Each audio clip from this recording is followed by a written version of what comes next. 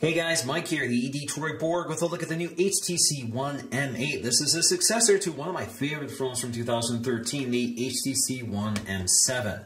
So the M7 was one of my favorite phones for a number of reasons, including that beautiful 1080p LCD IPS display, 4.7 inches, which gave us a really high pixel density, made it one of the best looking displays out there. We also had those stereo speakers called HTC Boom Sound, making it one of the best sounding devices as well. And also that design made it one of the best looking devices. This nice aluminum construction, as you can see with that milled chamfered edge. Just a beautiful phone all around, with a nice curved design, a nice hefty solid construction. And of course we also had that 4 ultra pixel camera, which is kind of a controversial feature just because it's a low resolution sensor. It's effectively 4 megapixels, but because they're ultra pixels, meaning they are larger, they did give us better low light performance and also had optical image stabilization. So the M8 aims to improve upon this device in a number of ways. So we have a larger 5-inch display, which also makes the phone larger. We pretty much have the same camera and the same speakers. We have a 4 ultra pixel camera, pretty much carried over, but this lacks optical image stabilization because we have some other new features here, including the secondary camera, which is used to pick up depth information. So this adds some interesting new features which we'll explore in this video. Now we also have a new dual LED flash, which combines 2 different colors to give you the right flash color for the image. So this is similar to the True Tone flash on the iPhone 5S. Alright, so I'm just going to cut these seals on either side. So of course I have the AT&T version, so I have some specific literature aimed at AT&T customers. So you can see printed on the inside of the box. We have a quick start guide. Looks like it's stuck to the plastic here. Tells us about the sensors and buttons and that sort of thing, and where the nano SIM tray is. Now the HTC Dot View cover is an accessory sold separately for $50. Basically it's a hard shell that snaps onto the back of the phone with a flip cover that covers the glass, and actually has perforations through the cover that takes advantage of a software feature that actually kind of produces this sort of dot matrix effect, so provides some information. Of course I will review this at a later date once I get my hands on one, so we can explore exactly what that is. Now on the inside of the packaging you'll see something called HTC Advantage, which is launching with this phone. And as you can see, the current benefits include free one-time cracked screen replacement within the first 6 months of ownership. So if you crack it once, they will replace it for you. We also have Android software update commitment, so they will update this to the latest version of Android as it's released, so they will keep your phone updated. But of course you can buy a Google Play version of this phone for about $700, which is actually what I did. So I did order one of those, and I'll review that at a later date. But that will be running stock Android. Of course, that will be updated pretty regularly. So let's go ahead and pull this open. So we have a little tray here. And there is our phone. This, again, is gunmetal. As you can see, it's a darker color. So let me set that aside for just a minute while we take a look at the contents. So inside, we have our SIM ejection tool for the nano SIM. We have safety and regulatory guide and warranty statement. And we also have our IMEI information along with our serial number. Then we have HTC stickers. We also have our accessories. So we have a micro USB charging cable here. So there you go, a standard micro USB charging cable. No USB 3.0 in this case like you get with the GS5. We also have some headphones. So these are not, of course, Beats headphones. They separated from the Beats partnership quite a while ago now, so this is just HTC's headphones. Now those headphones also come with replacement ear tips. And then we have our wall adapter. So this is an HTC branded wall adapter. So a nice wall adapter that's compact and portable. Alright, so let's just unwrap our phone. Alright, so let's take a close look at the design of the HTC One M8, which is one of the big stories with this phone. This is 90% metal. This is a unibody construction, 90% versus 70% from the last model, which wasn't unibody. As you can see, it had these plastic trim pieces along the side for the antennas to work through it. Now, this required some antenna breakthroughs in order to enable this design. Now, as you can see, it kind of has this polished aluminum surface with this hairline grain, which is different from the matte finish of the anodized aluminum we're used to with the M7. This gives it a more jewel-like appearance. As you can see, it really picks up the light really nicely. Just looks really nice. Certainly more interesting than kind of the flat texture of the last generation model. Now, this is available in 3 colors. I have the gunmetal color. The gunmetal color comes with these black antenna separators. So the plastic here is black. Now if you got the silver version, it would have white, just like the M7. And then we also have a gold version, which also has these black trim pieces. So if you look really closely here, we can take a look at the camera module. So this is that 4 ultra pixel camera, which is effectively 4 megapixels. 4 ultra pixels basically mean that these pixels are larger. They're about 2 microns as opposed to 1.2 microns. The idea here is that the sensor is more sensitive to low light conditions. We also have that new dual LED flash, and that LED flash, as you can see, has 2 different colors. So combined, they give you a more natural light, and the flash automatically adjusts to the scene you're shooting. You also see that dual camera feature, that secondary camera right there, which doesn't have a megapixel rating. It's just there to pick up depth information, and I'll demonstrate that. Now in the antenna breaks here, you can see we have what we call zero gap construction. Basically, it looks like the plastic and the metal are all merged perfectly together, so it gives you a nice seamless look. You have that microphone built in, just like you did with the M7. If you look at the edge of the M8, you can see the metal completely wraps around the edges of the phone and meets the glass with this nice polished chamfered edge. Really nice seamless design. Now at the top of the phone, you'll find a 5 megapixel front-facing camera with a wide-angle lens. You also find your ambient light sensor and proximity sensor right next to that. Then you'll find one of your stereo speakers, and kind of hidden in the stereo speaker is a little LED notification light. Now at the bottom, you'll find the other speaker grill as well as your mouthpiece. Now if you look really closely here, you can see that the speaker really only occupies about half of the speaker grill. The rest of it is just there for symmetry. You also find your mouthpiece kind of hidden in there. Now, notably, this material here is kind of a grainy plastic. It's got this sort of grain to it, but it's plastic instead of metal like it was on the last phone. So it's there mostly to pick up on the glossy design of the glass, but it's a little different. So again, if you look at the M7, you can see this was an aluminum piece that went edge to edge. The design is a little different this time. Now we still have this black bezel toward the bottom of the screen. Now that used to house capacitive controls on the M7, but those have been moved to the screen this time. So it would have been nice if they eliminated that. Now once again, toward the top, we'll find our IR blaster, which is now much larger than it was before. With the M7, it was just integrated into the lock button, but now you can see it spans the entire width of the top of the phone. So if you bring in the M7, you can take a look at the design difference here. Now you can also see that they've moved the location of the lock button. So it's now left-hand side instead of right-hand side, possibly to give it a little better ergonomics. You can also see that the headphone jack has now been moved. That is at the bottom of the phone. Now toward the bottom of the phone, you find your micro USB charging port as well as your headphone jack. I definitely prefer the headphone jack to be mounted on the bottom as opposed to the top. Now on the right-hand side, you have your volume rocker, which is also metal. You also have your micro SD card slot, which supports up to 128 gigs. So you can get a 16 or 32 gig capacity version, but you can also expand storage externally up to 128 gigs now that we have 128 gig micro SD cards. Now toward the other side, we'll find our SIM tray, which is larger. So this uses a nano SIM. So let me go ahead and inject these so you can take a look at them. All right, so to pop out the tray, just insert your SIM ejection tool. The tray pops out. As you can see, it's a nice metal tray. So again, high quality. Pop in your SIM, pop it back in, and it's completely flush.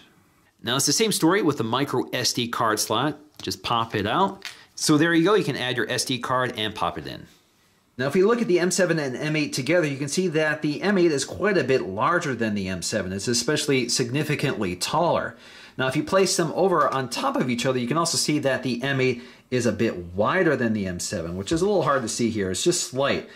Now the interesting thing here is that both phones kind of have a angled edge. So if you look at the edges of the phone, you can see that both of them kind of have this little angle. So the back of the phone is slightly larger than the front of the phone.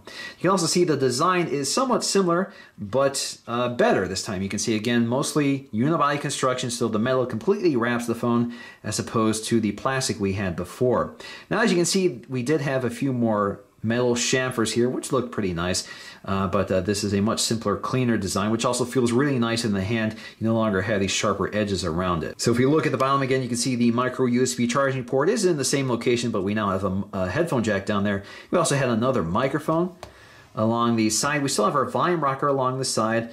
This time it's slightly different design, and as you can see, we also have a SD card slot this time, and we didn't have that before. Now along the left-hand edge, you had your SIM slot. Now ironically, this was a micro SIM, and this is a nano SIM, yet the tray is larger with the nano SIM. Now if you look at the top of the phone, again, the HTC One M7 had a 2 megapixel camera as opposed to a 5 megapixel camera, and you can see that the sensors have moved around a bit. And toward the bottom, we had those off-screen Android controls, which consisted only of a home and back button. So with the new phone, you do get a few more, but they just appear on the screen. Now the camera specs are very similar, 4 ultra pixels, although the M7 had optical image stabilization, which the M8 does not have. But of course, we have a few other features, and we have improved software stabilization to compensate. All right, so let's take a look at the user interface. Again, this is running Android 4.4.2 with HTC Sense 6. That's HTC Skin over Android. So this is running the latest version of Android, and it introduces some interesting new features, including motion launch. So in a lock state, you can double tap the locks or the glass on the screen to get you to the lock screen. Now, it's not necessarily reliable. It doesn't happen all the time. I've had some issue with it working reliably. It's using motion in order to determine whether you intend to unlock it, not just the tap of your finger. So when you double tap the lock screen, it wakes it up for you so you can quickly glance the clock as well as the weather information and your notifications. And you can put it back to sleep by double tapping it. You can also swipe to the left to get you to the widget panel. You can swipe to the right to get to blink feed. You can swipe down to get to voice dialing. And then you can swipe up to directly unlock the phone and take you to your last home screen. So let's try it again. So if I go here, it takes you right to there. And if I was in an app, the same thing would happen. So if I swipe up now, take me directly to where I last left off. Now, if you look down here, you can tap and hold this icon to get to some other options here. So you can swipe to the right to get to blink feed. You can swipe to the left to take you to the widget panel or your home screen, and swipe up to unlock it to wherever you last were. Also from that lock screen, you can access your dock. So these are the apps that appear in your dock. So for example, you can swipe up to get to the browser or swipe up to get to the camera. So if you want to change what appears on your lock screen, all you have to do is change what appears in your dock on the home screen. Now finally, we have standard Android controls. So we have our recent apps, which takes us to our recent apps viewer, which is a little different than stock Android. Actually, it's very different from stock Android. So you get this grid view, which allows us to see up to 9 suspended apps at once. And you can click on any one of them to open them up, take you directly to the recent app. And you can also close them out of the way just by swiping them up. Now up here, you can go right to the app manager, so you can see apps that are running on the SD card, download and that sort of thing, and here you can manage that. And alternatively, we can tap here to close them all. Now we also have full Google Now integration right from the lock screen, so we can say things, okay Google, set an appointment for tomorrow at 8 a.m. to get this review posted. Touch to continue. Okay Google, take a photo. Opening app. Now taking a look at our notification shade, of course we have our expandable notifications, and up here you can go to your quick settings toggles, and this is where you can change things like your brightness. So you can toggle between darker and brighter and automatic and that sort of thing. You have airplane mode, your Wi-Fi settings, Bluetooth, power saving mode, auto rotate, mobile data, which you can toggle on and off, vibrate, and do not disturb. And as you can see, some of these have these little indicators which tells us there are additional settings. So if you tap on that, it takes you directly to the settings panel where you can modify those settings. Alternatively, you could also just tap and hold any one of these settings to get to them, like Bluetooth. Now you can also edit these, so you can rearrange them, as you can see here, and you can add new ones. So if you go down here, you can see that these items are hidden. You just have to drag and drop them to the quick settings panel up here. So all you have to do is tap and hold these and rearrange them, so they'll change the hierarchy. But if you want to add some, you can add up to 12. So you can see I have 11 out of 12 added. I can add one more, and beyond that I have to remove one to add another one. So if I want to add mobile hotspot, I can do that, but now I can't add additional ones without ones being moved. So you can see some of the additional ones include screenshot, mobile hotspot, GPS, data roaming, media output, auto sync, ringtone, screen timeout, sync all, data usage, HTC Mini Plus, which is a sort of peripheral that allows you to kind of use your cell phone as a house phone with a handset, and then NFC technology, which is built in here, so you can toggle that on and off if you want. Now to edit our home screens, we can pinch in and out, and this will give us access to things like widgets, apps, as well as shortcuts. So we can basically grab anything from these panels and drag them up to our home screen. So you can see we can also add home screens and remove home screens and set which one we want to be our home screen. So for example, this is the default home screen, which is highlighted with that home icon. So if you want to add, for example, Blink Feed as your home screen, just tap and hold on it and set it as your home screen. So now that's your home screen. So if I hit home, will take me to Blink Feed instead. So you can see by default, this is your home screen. It used to be that Blink Feed was the home screen. So let's pinch in and out again and set that as my home screen. And as you can see, I have a spare panel right here, which I can remove if I want. So I can go ahead up here, drop it to remove, and it removes it for me, or I can add new ones. I also have an editor up here. So it allows me to see exactly which one is my home screen more easily, or I can remove the panel. Now I can also drag and drop widgets or apps to this home screen. So for example, let's see if I want to add Beats music to the home screen. I can see I can't add it to that home screen, so it's made it red, but I can add it to this one, and I can just drop it into place. Now the next thing I want to take a look at is Blink Feed, which aggregates everything from your social media accounts to your news stories, to your calendar and photo galleries, to even your Fitbit information. So everything appears here. The idea here is instead of going to separate apps to get to all that information, it automatically feeds into this Blink Feed, which gives you infinite scrolling. Just scroll through your timeline and it updates for you automatically. So the idea here is that you can get pretty lost in Blink Feed, reading and catching up on all the news stories available to you. I actually really like this feature. It is a big time waster, however, because I do find myself constantly looking at it to check the latest news stories. Now, as you can see, when I swipe down, it updates the feed for you. So there's always new stuff to look at. Now, if you look at the news stories here, you can see, you can identify exactly the source of them. So you can see this one's from Facebook. You can see this one is from TechCrunch, which is one of the headlines I follow. I also have Twitter, that sort of thing. So all of that is in here. Boy Genius Report. So if I tap on this, it takes me directly to that article and I can take a look at it. I can even swipe through my news stories in that full screen viewer. Now, if I swipe to the right, I can select what appears in my feed. So you can see all the things that I've added to my Blink Feed. That includes things like headline news, which includes Associated Press, automobiles, which includes Autoblog, science and technology, which includes BGR, TechCrunch, TechnoBuffalo, and The Verge. And then I have apps that take advantage of Blink Feed, such as Facebook, Twitter, Instagram, and Google+. And all this is highly customizable. Now, if you look up here, you'll see these custom topics. So I created these topics just by searching for Android and HTC. So I can go up here to create a custom topic. So I could just type in Star Trek. So I can search for Star Trek. And then I have this little option here to add it to my Blink Feed. So now if I go back to Blink Feed, it will be updated for Star Trek stories. Or if I just want to see Star Trek stories, I can tap on that and it will just show Star Trek stories in my Blink Feed. Now I can do that with all these topics. So if I just want to see Instagram, just tap Instagram. If I just want to see Twitter, updates for Twitter only. But if I want to see it all, just tap highlights.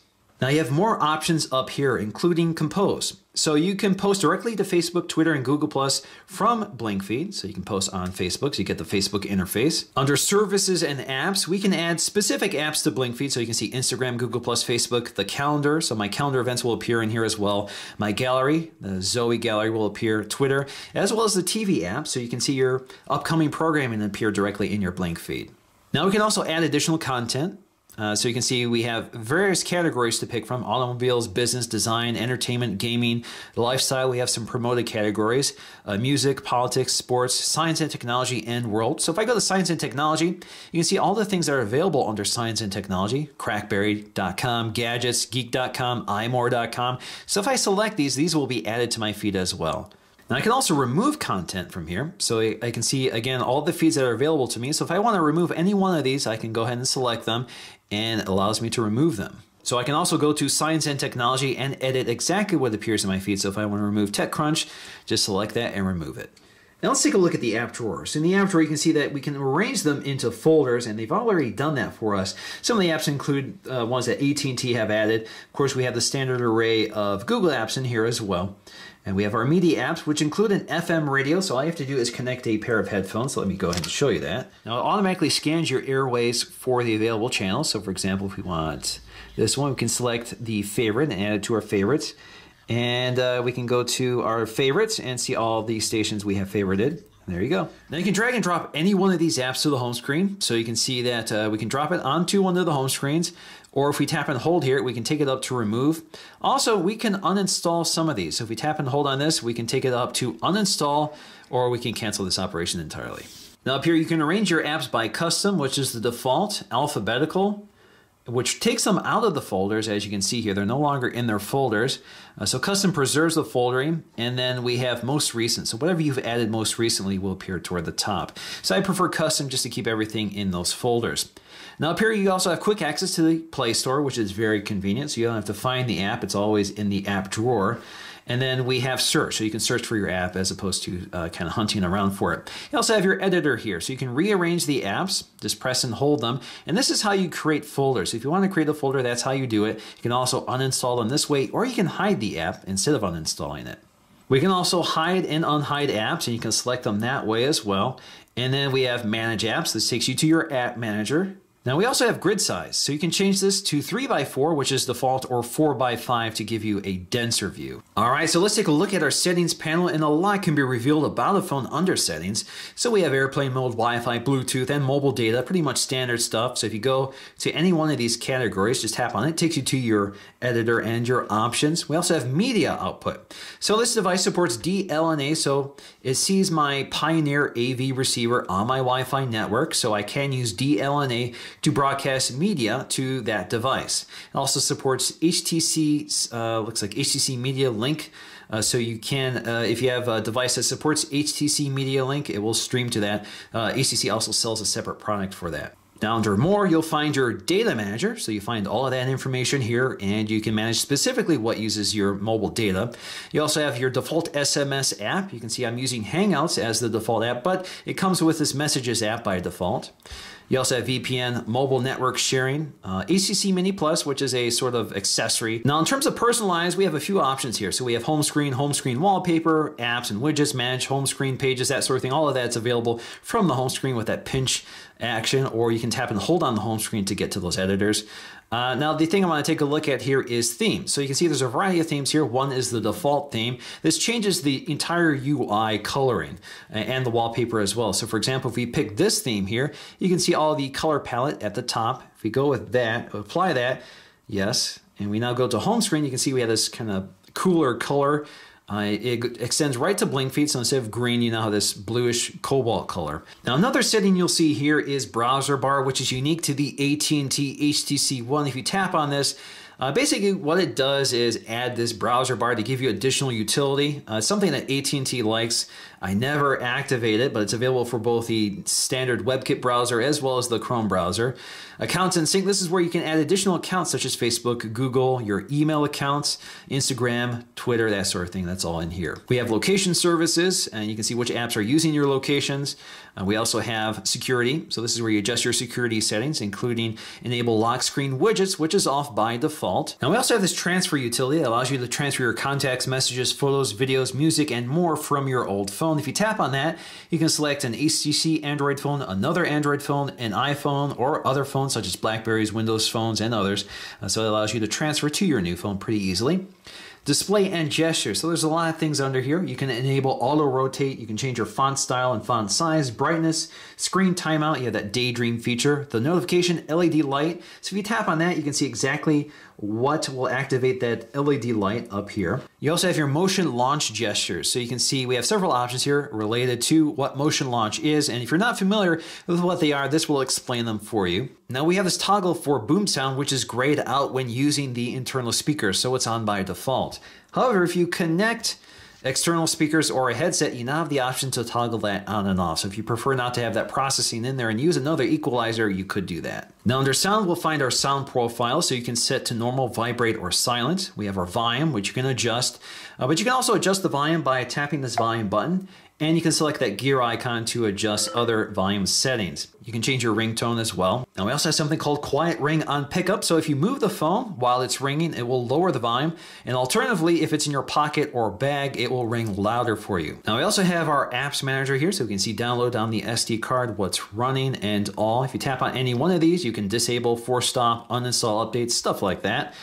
We also have our storage. So we can see how much storage we're taking up and exactly what's taking up our storage.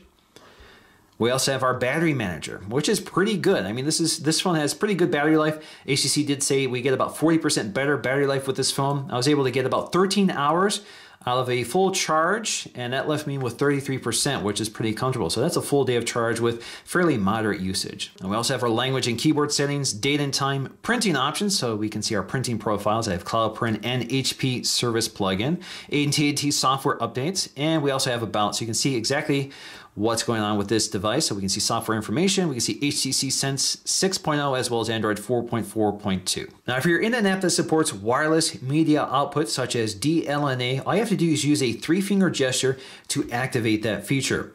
So right now it sees 2 devices. Well, it actually just sees 1 device on my network, my Pioneer AV receiver, which is a DLNA device. So I can broadcast the audio or video to that device, or I can select my phone. So I can select my AV receiver. There we go. So it's one way of kind of bringing AirPlay-like capabilities to this device. Now, of course, we have these HTC Boom Sound Stereo front-facing speakers, which deliver superb sound. They're even 25% louder than the M7. And with redesigned sound chambers, they now give you better depth of sound and bass response, and the effect is fantastic. It's still the best sounding mobile device you can get right now, and it's pretty nice to listen to. So let's see if we can hear this on camera.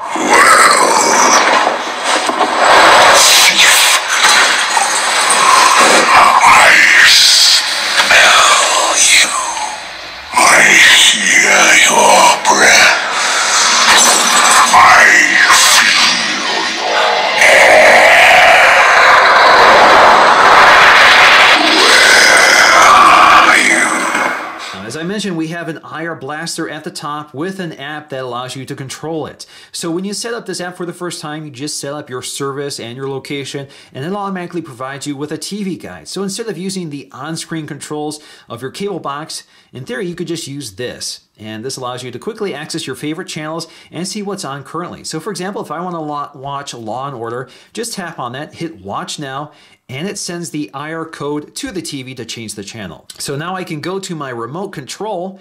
So I have my on-screen remote control, and I can control my AV equipment. That includes my AV receiver, my TV, and my cable box. So I have channel up, I have my navigation controls, I have my menu. Everything is here for quick access. Now, if you ever leave this app, you have quick access from the drop-down notification shade. So as you can see up here, you have this little widget that allows you to quickly regain access to that app. Now there's one more motion gesture feature. So if you quickly turn it to landscape orientation and hit the volume button, whether it's up or down, it doesn't matter, it will launch the camera for you. So it's a quick way of accessing the camera, but it can be tricky. Sometimes if you're too slow, it won't work. So let's try this again. So if I move it to landscape orientation and then hit the volume button, nothing happens. So it has to be a specific intentional motion in order for that to work. Now next up is the camera app, and there's a lot going on here. So in the upper left corner here, we'll find our modes, which we can cycle through. So we have the camera mode, video, the Zoe camera, the selfie camera, dual capture, and pan 360. So first let's take a look at the camera, get the basics out of the way. So we can tap to focus, changes the exposure, and it's pretty quick. I mean, the tap to focus feature, the focusing on this is really fast. It's much faster. I think they said 50% faster than it was last year. So this is a much faster camera. Now you can take your photo, and of course you can tap and hold on it to take burst photos. You can take up to 20, I believe, at once. And then it'll let you pick among those photos which one you want to be the best photo. You can select best photo and click OK, and we'll save only that photo. Of course, you can also select your flash, whether you want that turned on, off, or automatic. And then we have lots and lots of options. So if you go up here, you see a little option icon. And if you go here, you have your settings, and they include things such as makeup level, image adjustment, which you can modify, contrast, saturation, sharpness. We have our crop settings, so you can do 16:9, 4:3, or 1:1. You can enable your grid, geotag, which is off by default, so you can enable that. Review duration, which is off, but you can select that if you want. You also have self-timer, so you can enable the self-timer. You have continuous shooting options, which are on by default. Basically, you hold down the shutter release, and it gives you that option to continue taking those photos. Camera options include auto smile capture, touch to capture. So if you want to take an image right after you tap the screen, you can do that. So for example, if you want to focus and then take the picture right away, that's an option. You also have the shutter sound, which you can turn off. Now under volume button options, I can change the behavior of the volume control when in camera mode. So I could use it by default, which is to operate as the volume control, or I can use it as my capture button, or I could use it as my zoom button. So if I select capture, when I hit the volume button, it takes the photo, and I can also use it as my zoom controller here. So now I can use my volume button to zoom in and out, or alternatively, I could just use pinch to zoom. So now I can use my volume button to zoom in and out, or I can just use pinch to zoom instead. And if you want to reset to default, just click reset. Takes it back to factory defaults. We also have auto white balance. So we have auto white balance, or we have incandescent, fluorescent, daylight, and cloudy. We have our EV values as well, so you can change the exposure value. And then we have our ISO settings, so we can change our sensitivity to auto or 200 or all the way up to 1600. And then we have our auto modes. So these are our scene modes. They're not labeled until you touch them, so you can see exactly what they are. You have night mode, HDR, panorama. You have anti-shake, manual mode. It allows you to manually adjust things like your aperture and the ISO settings and that sort of thing. We also have portraits, landscape, and backlight, text, as well as macro shooting. So let's go back to auto.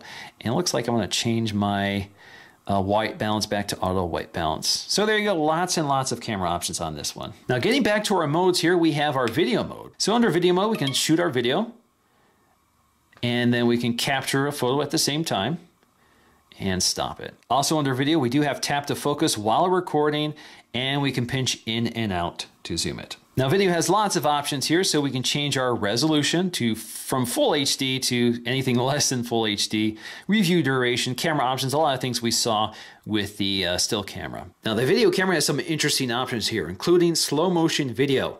So similar to the iPhone 5S, you can record the video at a higher frame rate and then slow it down in post. We also have full HD at 60 frames per second for really smooth video, and then we have full HDR video. Now we also have the selfie camera. This is that 5 megapixel front-facing camera, which is one of the best front-facing cameras you can get right now with a wide-angle lens. And I'll post a sample video at the end of this video so you get an idea of how it performs.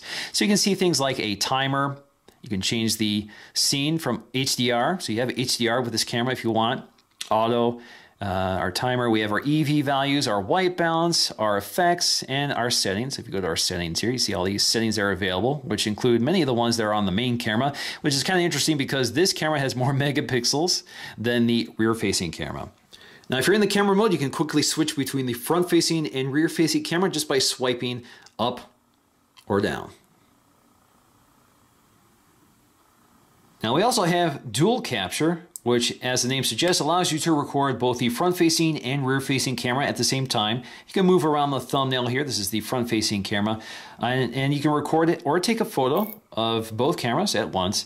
The idea here is to capture both the subject and the recorder at the same time. So you can take a photo. It takes the photo. If you look at it now, you'll see that I'm included here. So let's go back to the camera, which also works with video. So if we record video, there I am, and I can still move it around while recording video, and I can resize it. So pretty familiar if you're used to Samsung devices, they have this feature as well. Now the Zoe camera allows you to take both photos and videos at the same time.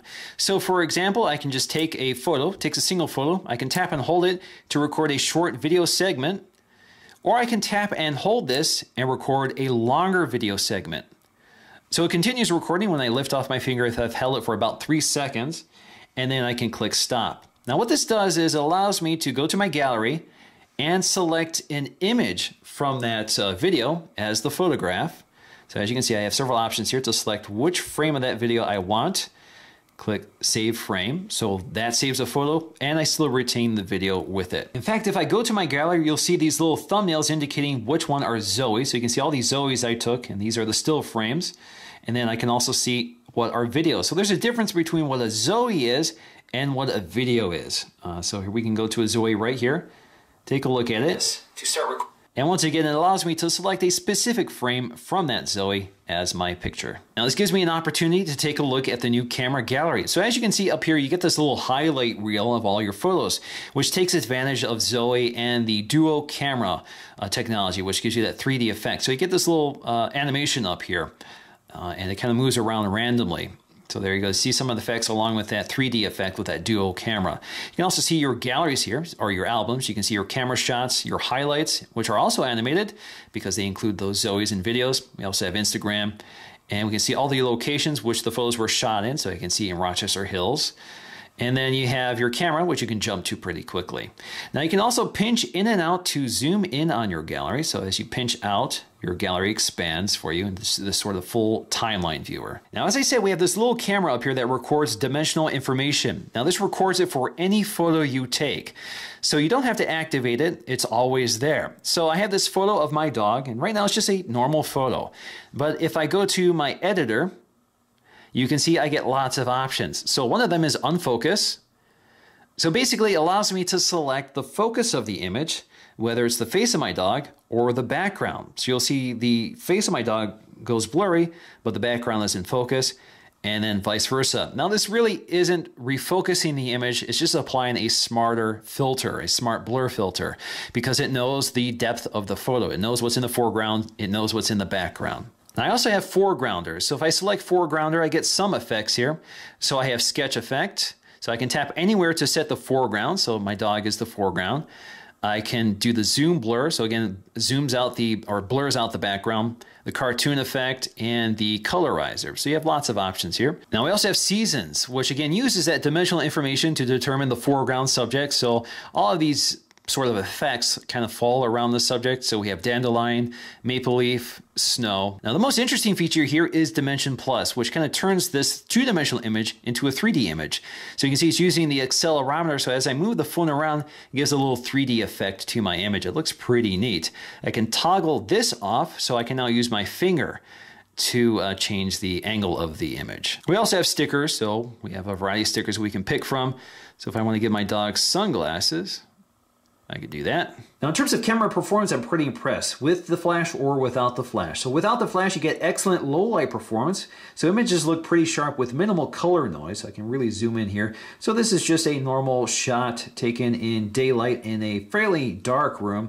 So you can see there's some graininess to the image at the edges, but otherwise it's pretty decent, better than most cameras can pull off. And then with the flash, you get really accurate color reproductions. You get really natural light. Now in terms of really low light performance, these images were not taken with the HDR settings. This is just auto. You can see that performance is pretty good. Again, this is a pitch black night and I just have my landscape lighting and my porch lights on, and it does a nice job sort of filling out the scene. I mean, this looks brighter than it would normally. If you're just looking at my house, this looks a little bit brighter.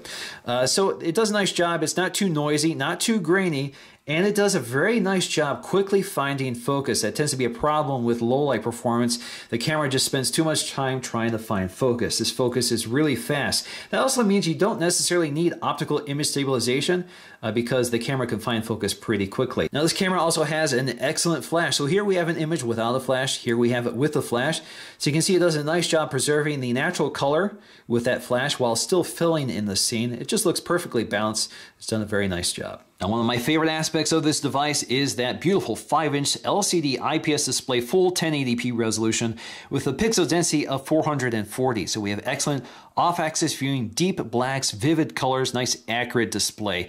Now, if you look at even the smallest text, it's really sharp. So this is an excellent e-reader if you want to use it for that. It's also a good size for that. So again, whites look very bright and vivid and clear, and it looks excellent off-axis, and text just looks very sharp and crisp even before you zoom in. Now, if we take a look at our Geekbench scores compared to last year's model, you can see there's a huge jump here.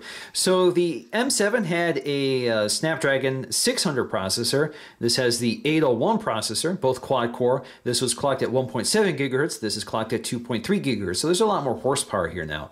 So we go from 625 to 916 and 1826 all the way up to 2400. So you do see some performance improvements. Now, I never found the HTC One M7 to be a slow phone by any means, and this phone is no exception with all that power behind it. This is a fast-moving phone despite HTC Sense 6, which is a fairly light skin. It's a pretty efficient skin. There's not a lot of bloated features here, so it runs pretty lean and clean, and I'm pretty impressed overall by system performance. I have absolutely no gripes here with the HTC One M8. I find it to be a very fast phone, and it's right up there with operating a Nexus 5 running stock Android, so I'm pretty impressed overall with performance. Now, there is a lot to like about this phone. The beautiful construction quality, excellent materials, beautiful 5-inch 1080p LCD IPS display, one of the best out there, and it's by far the best sounding phone you can buy right now. It's also quick running, smooth and efficient, has a lot of interesting software features that are actually useful, especially those lock screen features, which I really like. Now, really, my only gripe with this phone is the location of the lock button. It's kind of far up there,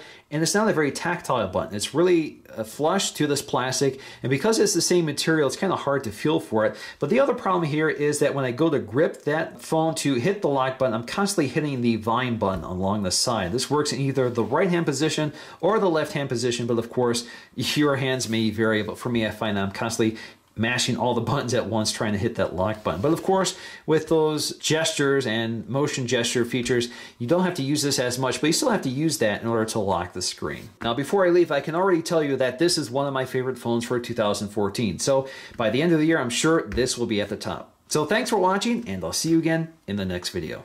Alright guys, this is Mike the Detroit Borg testing out the front-facing camera. Again, 5 megapixels with a wide-angle lens and stereo microphone pickup. So you should get excellent video and audio out of this. You do have HDR in this camera, as well as a full 1080p 30 frames per second video recording. So now we're testing out the ultra pixel camera, which actually has fewer pixels, but of course they're larger pixels, so performance should be a bit better. But again, stereo pickup, 1080p 30 frames per second. We also have 720p at 60 frames per second. So we have lots of capabilities with this camera as well. All right, so here we are with Zoe and Chloe in my foyer, just testing out the rear-facing camera. So this is indoors, gives you an idea of indoor performance as well as the microphone. Of course, we do have tap to focus, but it does autofocus automatically as well for you. And then we can pinch in and out to zoom, which is just digital zooming, kind of digital cropping, so it's not the best zoom in the world. All right, so let's go outside and take some shots out there as well.